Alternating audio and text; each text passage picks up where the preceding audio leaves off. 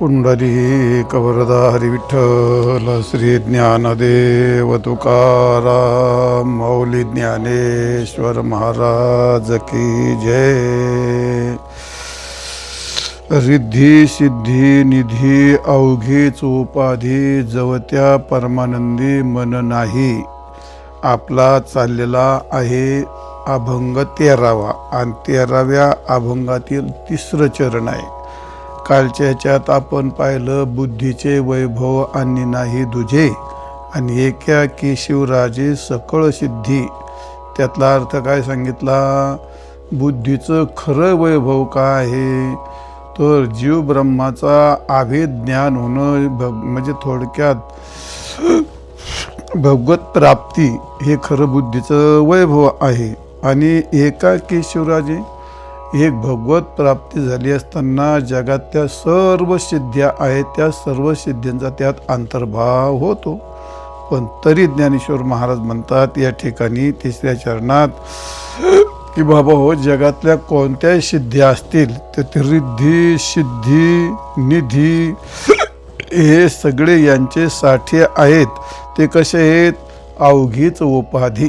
अवघी उपाधी याचा अर्थ त्या सगळ्या दुःखमय आहेत। उपाधी ते अवघे पाप, आणि पापाचं रूप काय असतं? दुःखच असतं, म्हणून कधी पाप करायचं नसतं। तर असं ते दुःख रूप आहे।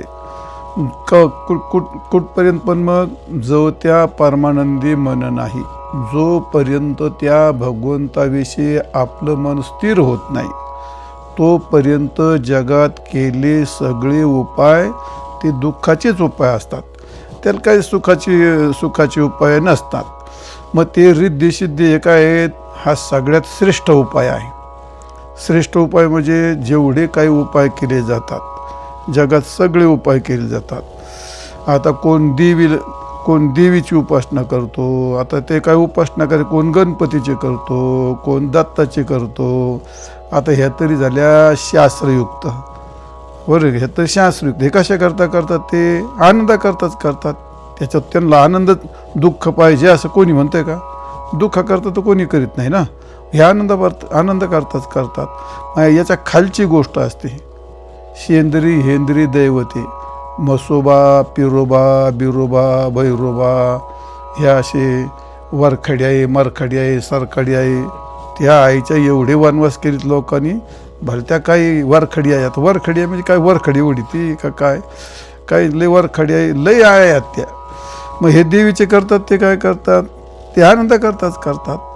मग आता कोण बकरं, कोण कोंबडं, कोण बोकड्या, तर कोण काय फार विचित्र ते आघोरी उपाय। मग हे सुद्धा कशा करतात? आनंदा करतात। जो त्या परमानंदी मन नाही तोपर्यंत हे सर्व व्यर्थ होतात। बरोबर? मग आता कोणते व्यर्थ होतात? मग आता जर रिद्धी सिद्धी जर तिथं उपयोगात येत नाही तर आता हे सगळा केलेला बाजार हा तिथं उपयोगात येणार आहे का तो? मग ही माणसं किती खालच्या थराला जातात आणि कशा करतात तर आनंद करतात। सर्व काही केलं जातं ते त्याला आनंद प्राप्त होण्याकरताच केलं जातं। मग बाकी प्रपंचातले सगळे भोग असतील सुद्धा काय ते आनंद करताच भोगल्या जातात। पण ज्ञानेश्वर महाराज म्हणतात हे तर सोडा, पण सर्वात श्रेष्ठ जे साधना असतात आनंदाचे ते आहेत रिद्धी आणि सिद्धी। रिद्धी म्हणजे काय आणि सिद्धी म्हणजे काय? तर रिद्धी हा एक प्रकारचा गुण आहे, रिद्धी एक प्रकारचं औषध आहे असं अमरकोशामध्ये म्हटलेलं आहे। आणि एक योगविशेषता आहे असं रिद्धीचं काही वर्णन केलं असतं। आणि सिद्धी आहेत, सिद्धी किती आहेत? एकूण 18। एकूण सिद्धी किती आहेत? 18। आणि 18 सिद्धीपैकी 8 महासिद्धी, 8 सिद्ध्या काय त्या प्रमुख आहेत। आणि त्या 8 महासिद्ध्या काय आहेत? काय दुःख देतात काय?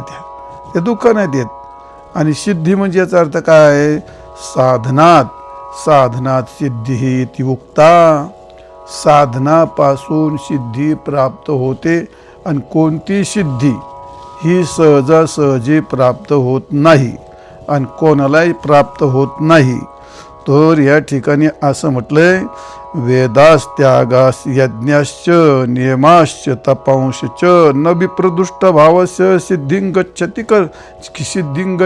करिष्यित. म्हणजे हे कधी सिद्धीला जात नाहीत, सिद्धी प्राप्त होत नाही. कोण? वेदः यज्ञः वेदः त्यागः यज्ञः तपांसी. म्हणजे यज्ञ त्याग नाही, वेद यज्ञ त्याग नियम आणि तप दुष्ट भावस्य न, ज्याचा दुष्ट भाव आहे त्याला ह्या कधी प्राप्त होत नाही. म्हणजे कोणते? वेद पाठांतर करतो पण दुष्ट एखाद्याला हरवायच्या भावने जर करीत असेल त्याचं ते सिद्धीला जात नाही ते. किंवा दुसरी गोष्ट वैराग्य कशा करता? एखाद्याला दाखवण्याकरता, मग त्याचं ते सिद्धीला जात नाही ते. किंवा काही यज्ञ असतात, मग हे जे काही केले जातात त्याला म्हणतात वेदः त्यागः यज्ञः नियमः तपांसी. हे सर्व न विप्रस्य दुष्ट भावस्य. विप्रयाचा अर्थ साधक, साधना करणारा, हे प्राप्त करणारा. जर त्याचा दुष्ट भाव असेल तर मग ती गोष्ट सिद्धिं न गच्छन्ति करिष्यित. म्हणजे कधीही केव्हाही कोणती सिद्धी त्याला प्राप्त होत नाही आणि ह्या गोष्टीसुद्धा सिद्धीला जात नसतात. आणि म्हणून सिद्धी कोणालाही प्राप्त होत नाही. तर सिद्धी करता काय कळतं? साधनात सिद्धी. त्याच्या साधना कराव्या लागतात, फार मोठमोठ्या साधना कराव्या लागतात. आणि त्या साधना करत असताना त्यात आता सगळ्या 18 सिद्ध्या सांगण्यात काय अर्थ नाही. त्याचे खूप आणि इतके काय म्हणतो आपण त्याला ब्रह्मवैवर्त पुराणात वेगळं सांगितल्यात, म्हणजे सांगितल्यात त्यात, पण त्याचे रूप दिव्य भागवतात वेगळ्या सांगितल्यात, महाभारतात पण वेगळ्या रूपाने आल्यात, नाथ भागवतामध्ये आपलं भागवतामध्ये पण वेगळ्या, म्हणजे त्यांचे नाव बिव अर्थ तेच असतात पण वेगळ्या रूपाने अशा काय वेगळ्या रूपाने उभा केल्या. तर खूप ग्रंथकारांनी त्यांचं वर्णन केलं आहे. पैकी त्याला तर थोडंसं ते इथं आलं आहे त्यामुळे थोडंसं सांगावं तर लागेल का नाही. मग ज्ञानेश्वर महाराज म्हणतात रिद्धी सिद्धी, तो सिद्ध्या 8 प्रकारच्या जातात. अनिमा लघिमा प्राप्ती प्राकाम्य महिमा तथा ईशित्वंच वशित्वंच सर्व काम वसायिनः नाही वसायिता, सर्व काम वसायिता. किती सांगितल्या? 8. पहिली कोणती? अनिमा लघिमा प्राप्ती प्राकाम्य महिमा ईशित्वम वशित्वम सर्व काम अवसायिता. किती झाल्या? 8. याला म्हणतात अष्टमहासिद्ध्या. तर अष्टमहासिद्ध्या काय आहेत? ह्या पहिल्या 3 असतात, ह्या देहाच्या संबंधित असतात. आणि या अष्टमहासिद्ध्या ज्यांना ज्यांना प्राप्त झाल्यात तर ते जगतामध्ये फार प्रसिद्ध झालेल्या आहेत. तर ते एकनाथ महाराजाच्या कालामध्ये एक त्यांचं नाव काय होतं, त्यांनी एक पासुडी नावाचा ग्रंथ लिहिला होता. ते दत्ताचे भक्त होते आणि दत्ताचे भक्त होते, काय त्यांचं नाव माझ्या तोंडासमोर आहे. आणि मग त्यांच्याकडे ते सगळ्या अष्टमहासिद्ध्या होत्या. दत्त रोज त्यांच्याकडे सोकटी खेळायला यायची, सोकट्या खेळायला यायचे ते. आणि सोकट्या खेळायला याच्यानंतर मग ते दत्तन ते सोकट्या खेळायचे आणि सगळ्या अष्टमहासिद्ध्या त्यांनी प्राप्त केल्या होत्या. तर मग त्या अष्टमहासिद्ध्या त्यांच्या सगळं काम करायच्या त्या. मग एकनाथ महाराज त्या ठिकाणी आले होते व त्यांचं खूप प्रवचन चाललं होतं. ज्ञानेश्वरीची पहिली ओम नमो जी अध्यान वेद प्रतिपाद्या याच्यावर प्रवचन चाललं होतं. तर ते त्या परिसरामध्ये प्रसिद्ध होतं ते का कोण पैठणमध्ये एक मोठे संत आहेत आणि ते एका वेळी 8 दिवसापासून प्रवचन करतात. आपणही जाऊ प्रवचनाला म्हणले.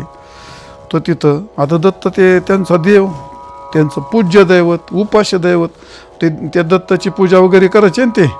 आणि ते दत्त एवढे प्रसन्न, रोज त्यांना सोकट्या खेळायचे ते आणि ते रिद्देश सगळे त्यांची सेवा करायची. असं त्यांचा मोठा दरबार होता तो. आणि मग अशा कालामध्ये मग नाथ महाराजाकडे आले ते आल्याच्या नंतर पहिले दत्त तिथं दारामध्ये चोपदार होते. चोपदार होते ते हो म्हणजे मारतो हे चुप महाराज येत आतमध्ये.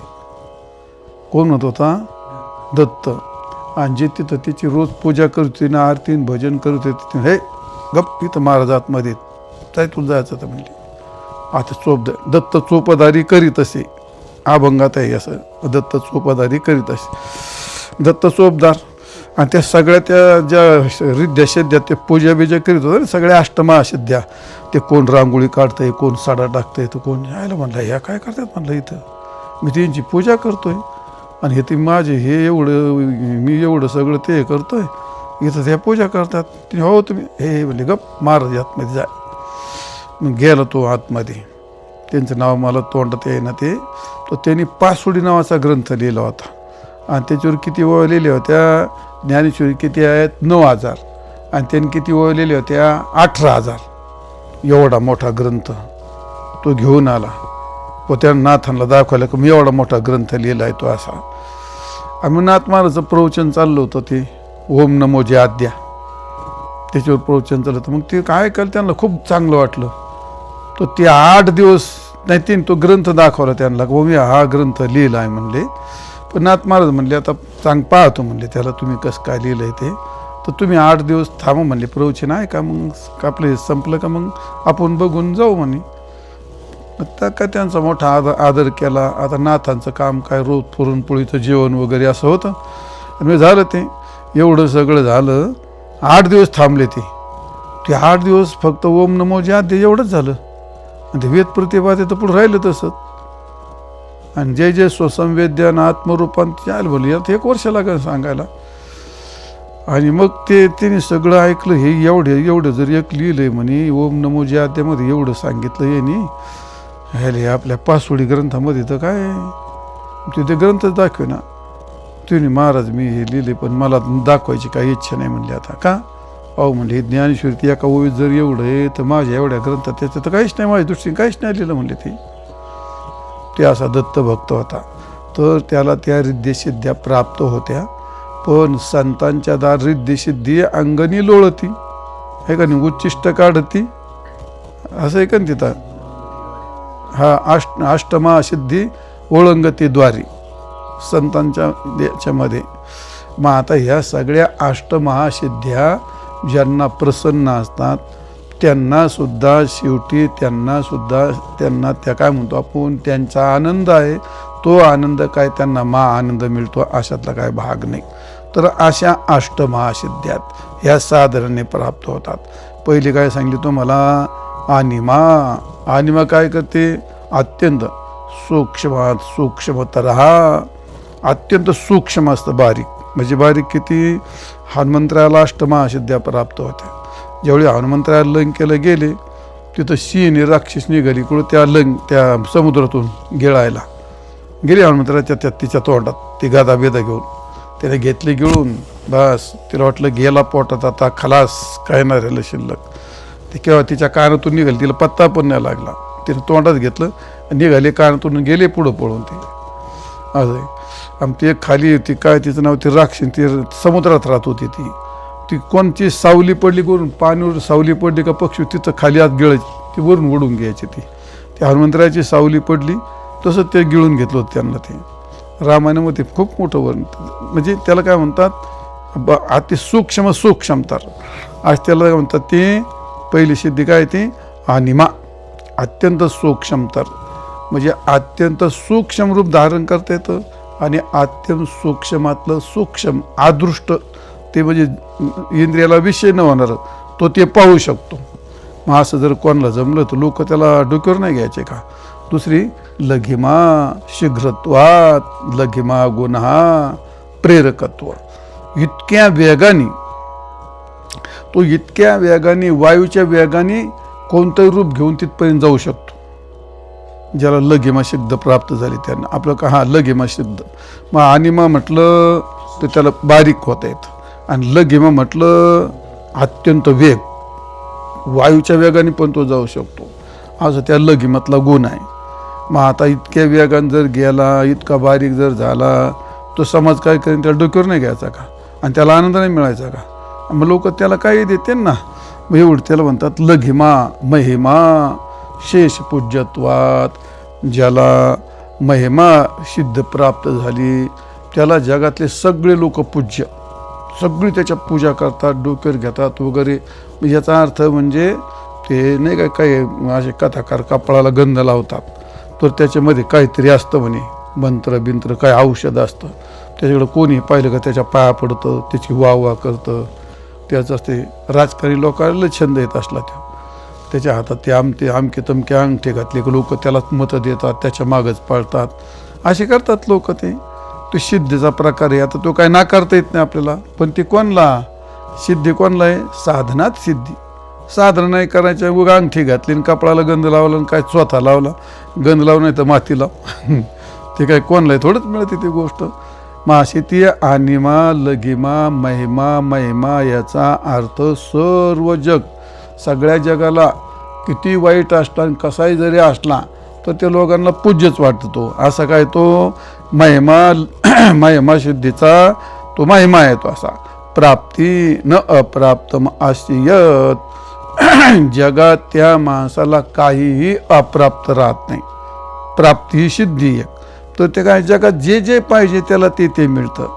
म्हणजे इंद्रियाच्या संबंधी जेवढे विषय आहेत, इंद्रिय आणि इंद्रिया संबंधी जेवढे विषय आहेत जगात, त्याला असं अप्राप्तम आस्य न, त्याला जगात काही अप्राप्त नसतं. तो सगळं काही पण प्राप्त करू शकतो. कारण ह्या सिद्ध्या ही अलौकिक शक्ती आहेत. ह्या भगवंतांनी निर्माण केल्यात ना अष्टमहासिद्ध्या त्या. तर अशी ही प्राप्ती सिद्धी आहे ती.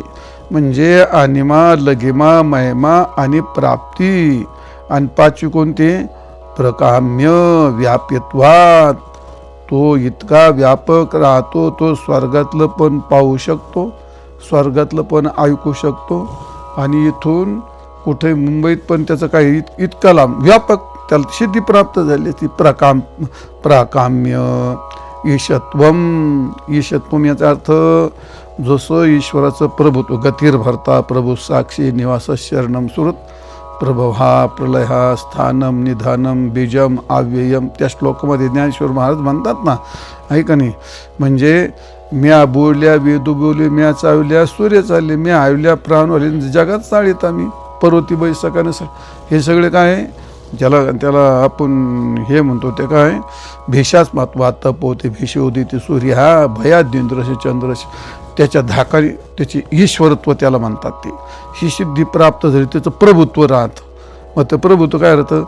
ते पाण्याची घागर, हे पाण्याची घा, तूप संपलं बाबा, ती पाण्याची घागर गंगेत जाय. तू गंगेला सांग महाराजांनी आम्हाला तूप दे म्हणून. ती पाण्याची घागर आणली का लगेच तूप व्हायचं. आणि थोडं काय झालं का लोक काही उठीत, लोक महामूर्खच असतात. आता ते गंगागीर बाबाचं आहे ते वैजापूरचं ते, तर ती कहाणी अशी सांगितली जाते. त्याचा गंगागीर बाबा होते आणि त्यांचा लई मोठा सप्ताह होता.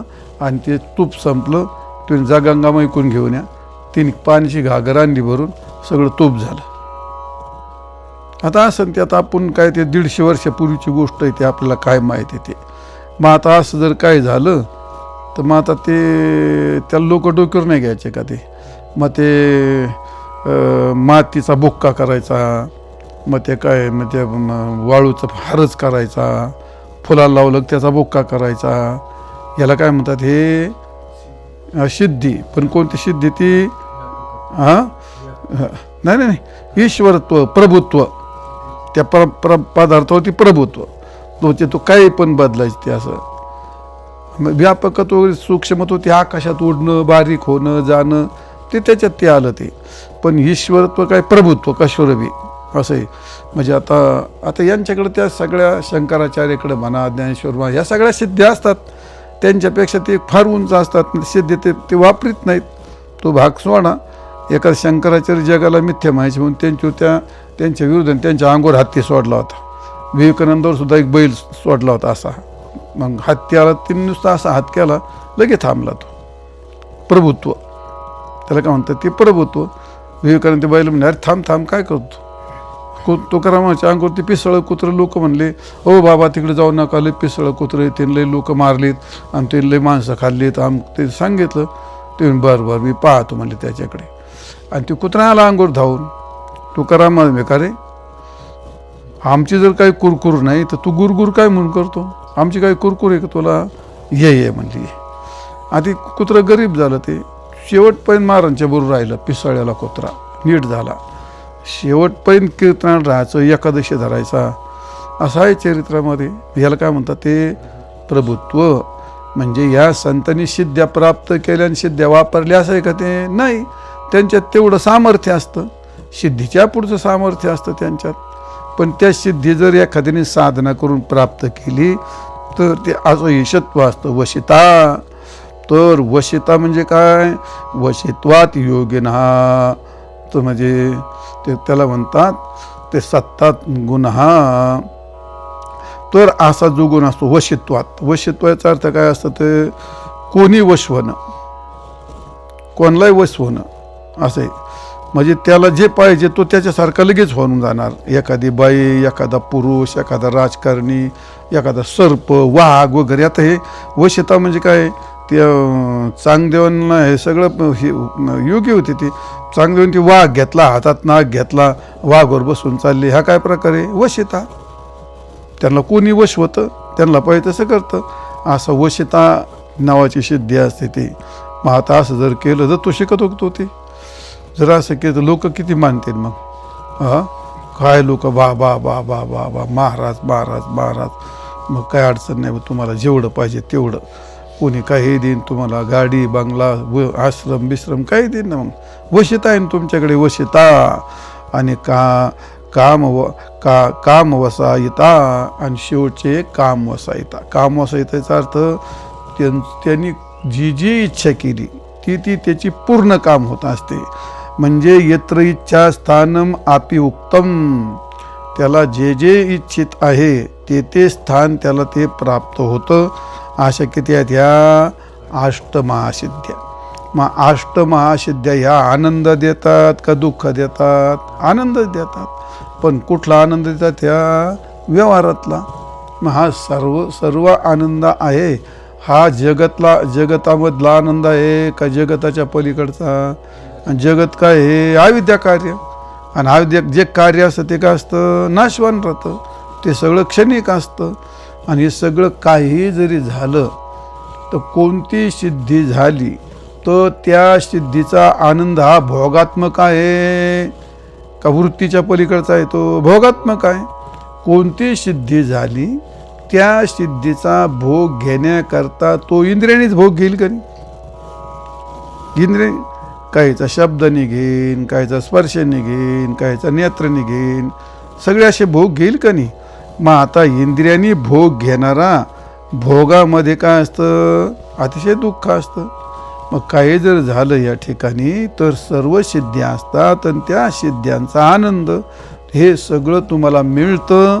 हे सर्व जगामध्ये असतं, कार्यात्मक असतं, क्रियात्मक असतं, अविद्यात्मक असतं. आणि त्यामुळे हे सर्व दुःखदायकच आहेत. म्हणून ज्ञानेश्वर महाराज म्हणतात या ठिकाणी रिद्धी सिद्धी निधी आणि अवघीच उपाधी. अवघी उपाधी याचा अर्थ त्या काही भगवत प्राप्ती करून देऊ शकत नाहीत. त्यांचा आनंद जरूर आहे पण त्या सिद्ध्या भगवत प्राप्ती करून देणार नाहीत. आणि जो त्या परमंदी मन नाही. जर भगवंताशी मन नसता, भगवंताविषयी निष्ठा न ठेवता जर रिद्धिसिद्धी प्राप्त केल्या, त्या रिद्धिसिद्धी प्राप्त केल्या तर त्या शेवटी तुम्हाला दुःखदायकच होतील पण आनंद काही देणार नाहीत. म्हणून नाथ महाराज म्हणतात काही झालं तर ती सिद्धी परमार्थात विघ्नरूप ठरते. म्हणून नाथ महाराजांनी काय म्हटलं? सिद्धीला वेपिशे कोणतया पुसे नेले राजहंशे पाणी काही जर झालं तर राजहंस कधी दुधातलं पाणी पिईल का होतो? राजहंस काय करेन? दूधच पिईल. जर राजहंसाने दुधातलं पाणी पिलं तर मग तसा परमार्थ करणारा मनुष्य तो काय करेल? रिद्धिसिद्धी करेल ना. रिद्धिसिद्धीच्या बाबतीमध्ये नेले जसा राजहंस दुधातलं पाणी कधी पिऊ शकत नाही त्याप्रमाणे परमार्थ करणारे भगवंताचे भक्त कधीही ही रिद्धिसिद्धी म्हणजे काय? एक प्रकारचं पाणी येते परमात्माच्या दृष्टीने ते पाणीच आहे. ते कशाला कोण काय पिईल ते? आणि म्हणून सर्व संतांनी रिद्धिसिद्धीचं काय केलंय? अत्यंत तुच्छ. तुकाराम महाराज म्हणले काय जरी तो भेतोशी पांडव रिद्धी सिद्धी हे मुख्य तुझे भांडवल आणि हे तो आम्हा फोल भक्ती पुढे. मग आता त्यांना काय फोल म्हटलं का नाही, रिद्धी सिद्धी अवघे विठोबाच्या पायी असं म्हणले. खूप अनेक ठिकाणी वर्णन केलं आहे. आता ज्या ठिकाणी ब्रह्मादिक पदे दुःखाची शिराणी आणि तेथे दुश्चित जणी जडोत. आता ब्रह्मादिक पद जर जिथं ज्यांनी नाकारलंय, आता त्यांना ते रिद्धी सिद्धीचं काय घेऊन बसले, परमेष्ठी पदा तुच्छ मानती सर्वदा तो अभंग पहा तुम्ही.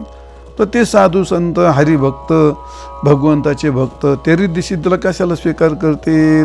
नाथ महाराज म्हणतात परमार्थात ते फार मोठं काय असतं, विघ्न असतं.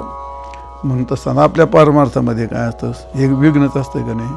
तुम्हाला खूप चांगलं वाजवता आलं, खूप उत्तम प्रकारचं गाता आलं, म्हणजे चांगलं आहे का वाईट आहे, तुम्हाला खूप चांगलं वाटतं, पण ते विघ्न असतं का तुम्हाला परमार्थ करून देतं. आता ज्या एखाद्याला खूप चांगल्यापैकी गाता येतं, त्या लोक आज इथं बोलतात, व ते तिथं बोलतात, व ते तिथं बोलतात, तिथं बोलतात.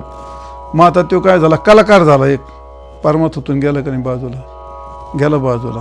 कुठं परमार्थ करतो तो, त्याला परमार्थ करता येत नाही. खूप मोठा गाणारा झाला, वारीला चालला, त्याला तर नाही तुला 1,00,000 रुपये देतो, तू आलाच पाहिजे ना आमच्याकडे, लय मोठा कार्यक्रम आहे. मग तू 1,00,000 रुपये घ्यायला जाईन का वारी करीन, आता तो 1,00,000 रुपये घ्यायला जाईल. आणि त्या कलेच्या घोकणामध्ये मग त्याला भजन पूजन त्याला जमणार का ती गोष्ट. मग माणसाला कला जी असते, कलासुद्धा काय असते, ते परमार्थाला प्रतिबंधक असतो.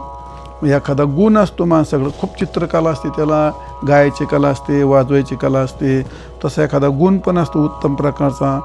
गुण झालं, कला झालं, तरी परमार्थाला काय ते प्रतिबंधक आहेत, हे बाधक आहेत. आणि म्हणून ते नसो असावे, पण कित्येक असावे ते कामापुरतं. आता मला गाता येते का नाही, पण मग मला गाता येतं. मग आता मग मी काय गाण्याला मुख्य केलं का परमार्थाला मुख्य केलं, परमार्थाला मुख्य केलं.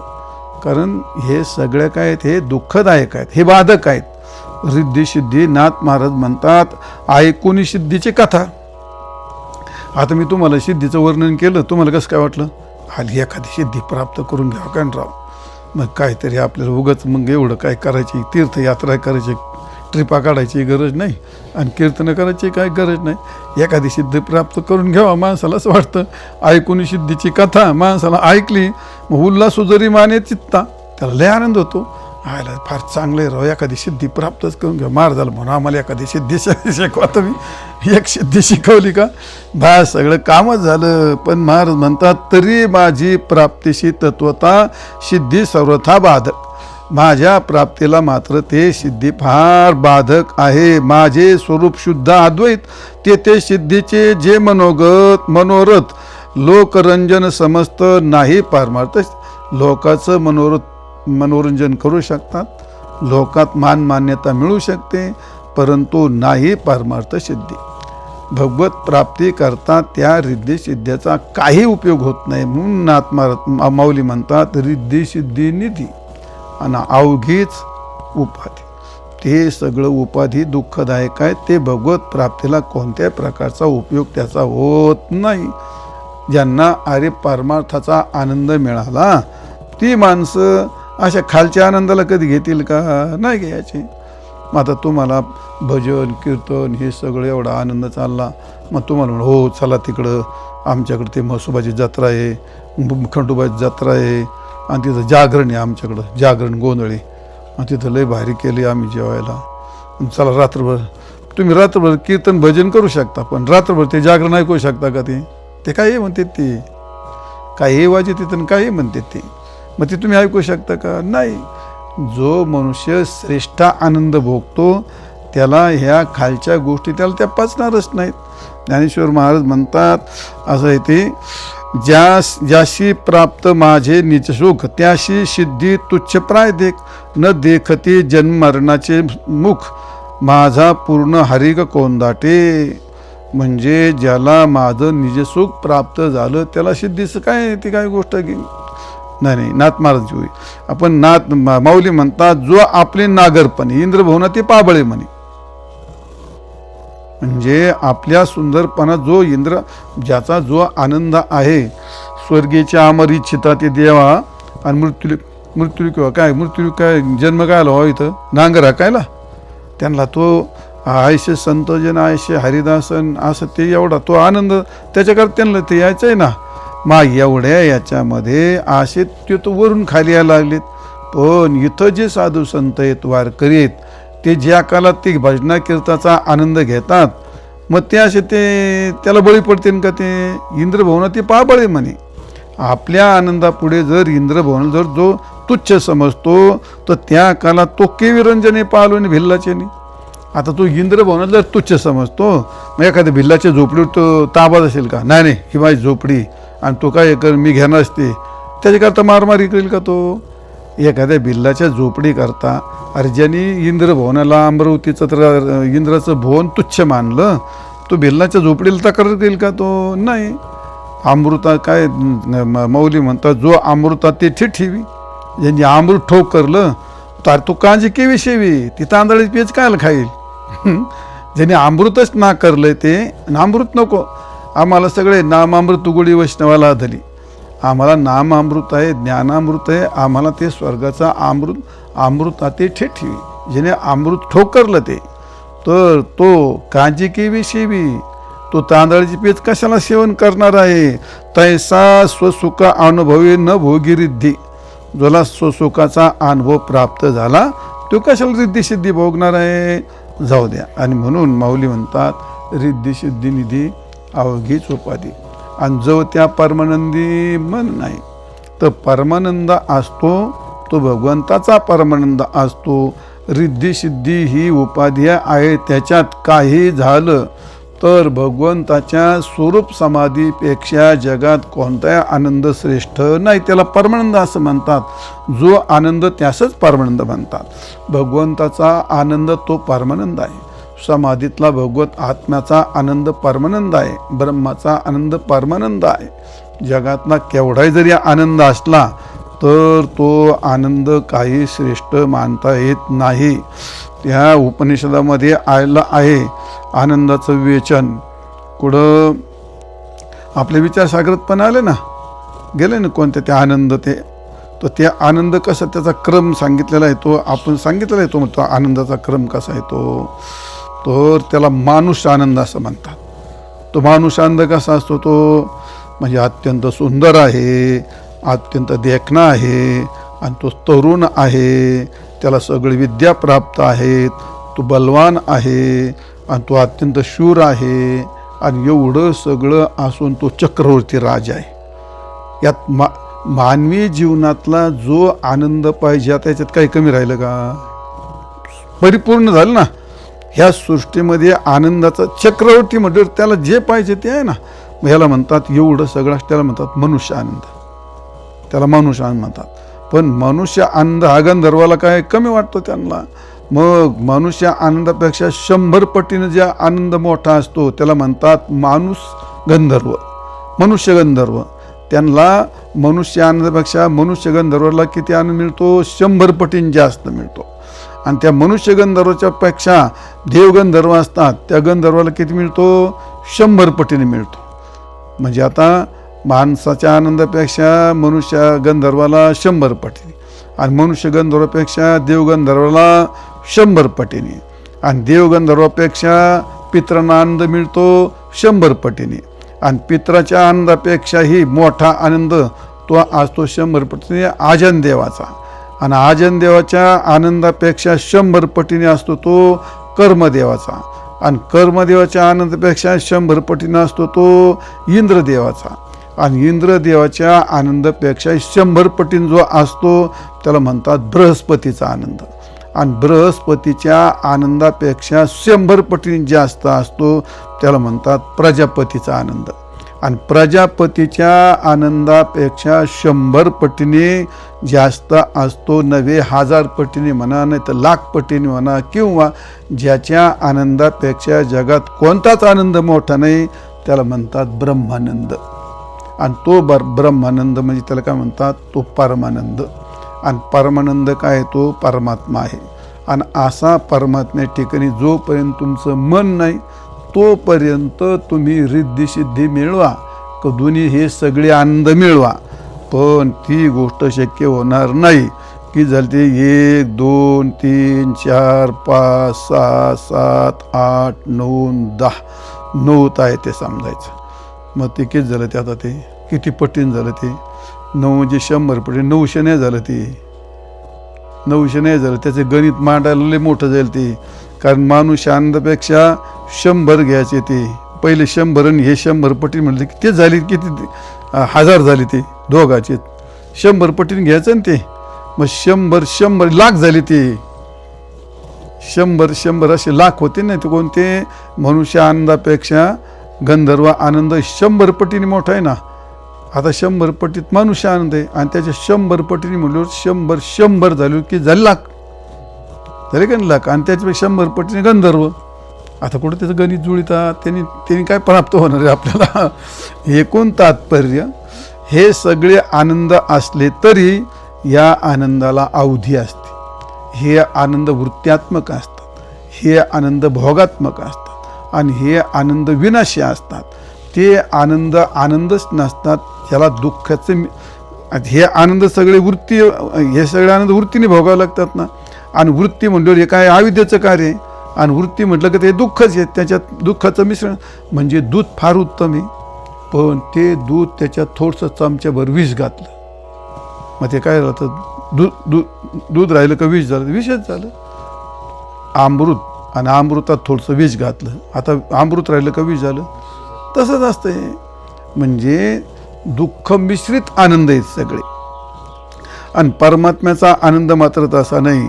आणि म्हणून रिद्धी-सिद्धीचा आनंद हे सगळं कोणी झालं तर ज्ञानी ते उपसर्ग म्हणते. ज्ञानेश्वर महाराज म्हणतात ज्ञानी लोक या गोष्टीला काय म्हणतात, हे उपसर्ग आले तर काय उपयोग, निरर्थक आहे त्या गोष्टी. आणि म्हणून हा जो ब्रह्मानंद असतो तो ज्याला काय म्हणतो आपण, अरे जे वृत्तीच निवृत्त झाली जगात त्याला अकामहत असं म्हणतात. श्रोत्रिय ब्रह्मनिष्ठ असा असणारा ब्रह्मदानी सर्वश्रेष्ठ, त्याच्या पण अवस्था सांगितलेल्या आहेत. अशा त्याच्या ब्रह्मविद वर्यान, ब्रह्मविद वरिष्ठ अशा ज्या अवस्था असतात तर त्या अशा अवस्था त्याला ब्रह्मज्ञानी म्हणतात. आणि त्याला तो आनंद प्राप्त होतो. आणि आनंद काय येतो, विज्ञानमानंद ब्रह्म हे आनंद रूप आहे. आणि अशा त्या महात्म्याला काय म्हणतो, अवघा झाला आनंद. आणि कधी होतो तो, आता कोठे धावे म्हण तुमचे चरण देखल्या, म्हणजे भगवत प्राप्ती झाली हे का नाही. भाग गेला आणि शिन गेला, अवघा झाला आनंद. तो कोणता आनंद, परमानंद आनंद. आणि अशा परमानंद आनंदात जर मन नसेल आणि बाकी सगळं केलं, काय झालं ते उपाधी, दुःख रूपात झालं ते. अवघा झाला आनंद, कामक्रोध लोभ निमाले ठायचं. अवघी आनंदाची त्यालाच नाही झाला, सगळी सृष्टीचा आनंद करून टाकली, अवघाचा संसार सुखाचा करून टाकेला असं आहे ते. असं आहे म्हणजे आनंद सुखाचे व्यवहारी, सुखाचे व्यवहारी सुखा बरोबर आहे ना. सुखाचे व्यवहारी सुखलाभ झाला आणि आनंद कोण झाला, मागे पुढे. असा तो परमात्म्याचा आनंद असतो. म्हणून ज्ञानेश्वर महाराज म्हणतात, रिद्धी सिद्धी निधी अवघीच उपाधी, पण कुठं जो त्या परमानंदी, जो परमानंद रूप परमात्मा आहे तिथं तुमचं मन नाही, तर ह्या सगळ्या किती श्रेष्ठ असल्या तर त्या सगळ्या उपाधी आहेत, त्या तुम्हाला दुःखाकडे घेऊन जाणार आहेत. आणि म्हणून तुम्ही परमानंद परमात्म्याच्या ठिकाणी मन ठेवा, त्याचं भजन करा. म्हणजे याचा अर्थ त्याची समाधी लावा.